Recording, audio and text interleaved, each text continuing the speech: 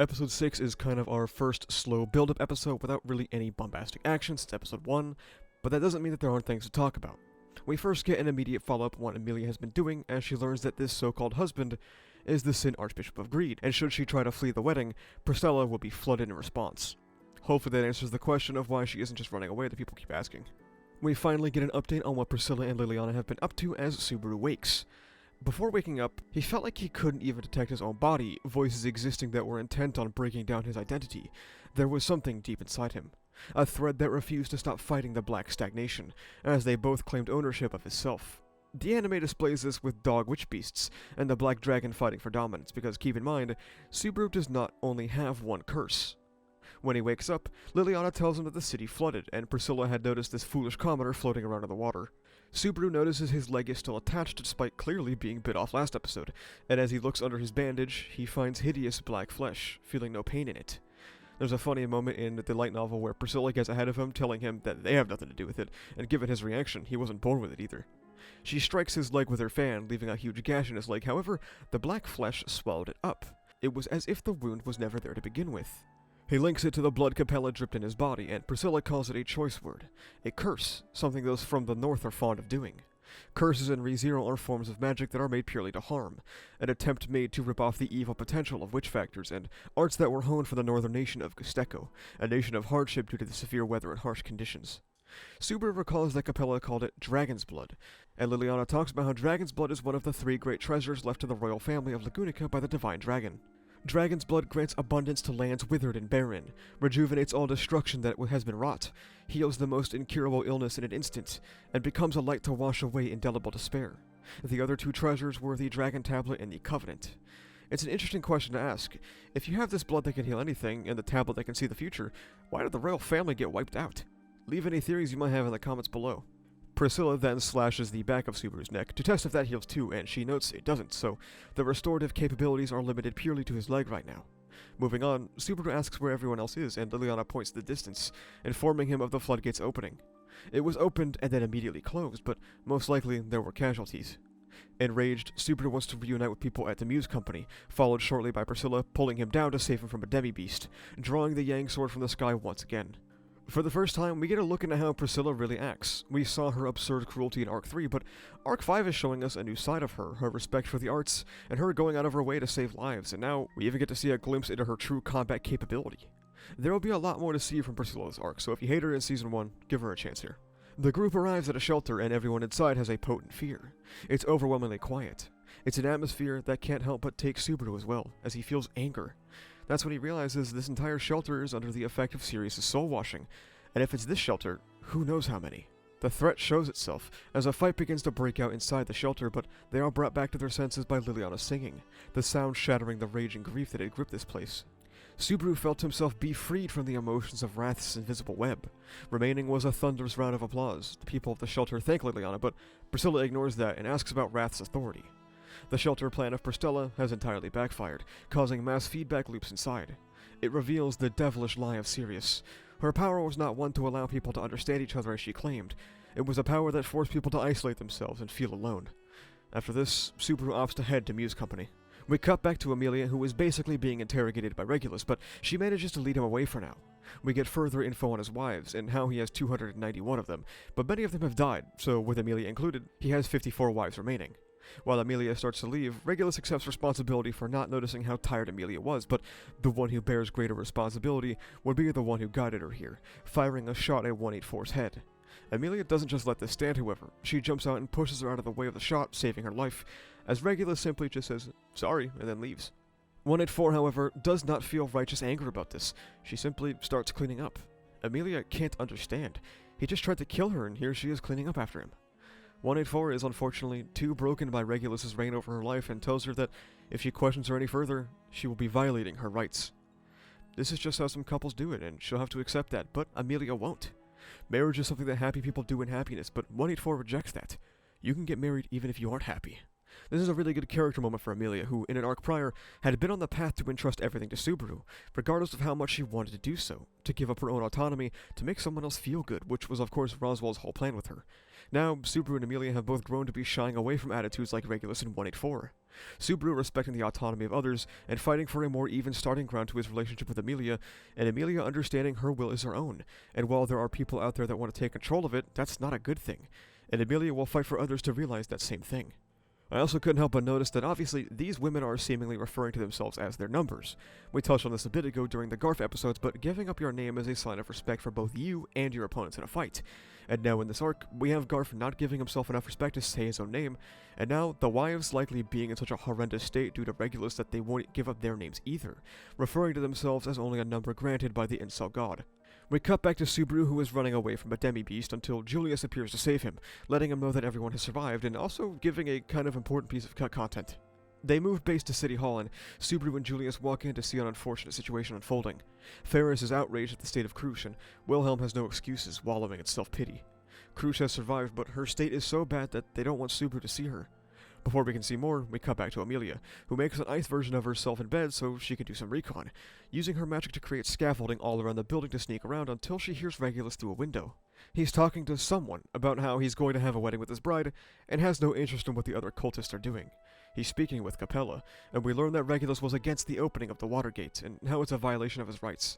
And because of his anger and how he has a direct sightline to her, he could blow her apart if he wanted to. But to calm his nerves, Capella informs him that she was not the one to open the floodgate, and he just calls her an ugly meat woman before a wife knocks on his door and causes him to leave the room.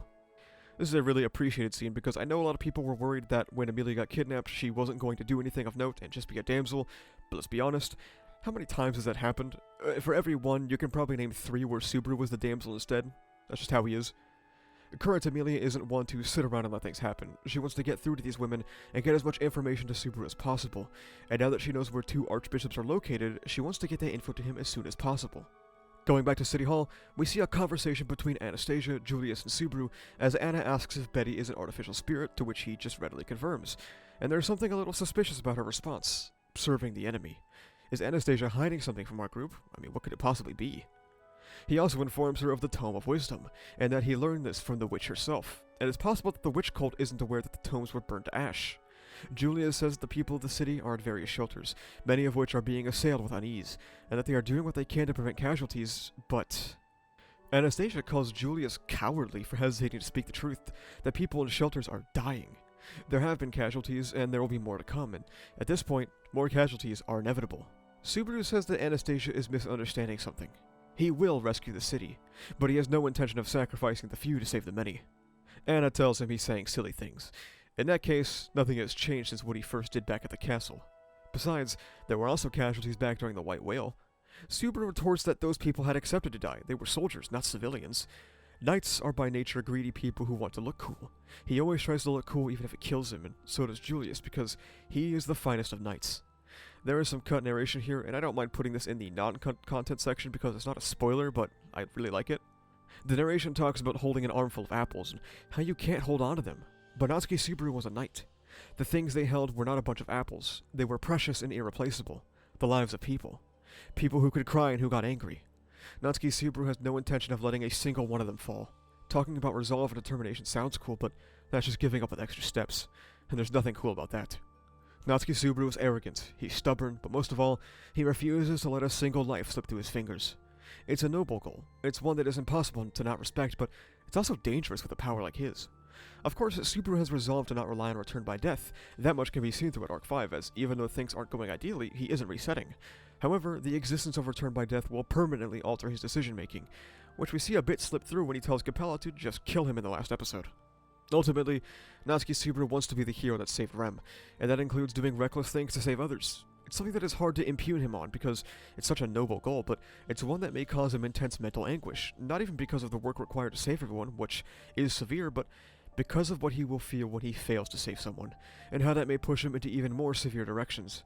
Just how much of this heroism will Subaru be able to carry, and will he be able to work through the downsides of being a hero, as he defines the conditions of a knight?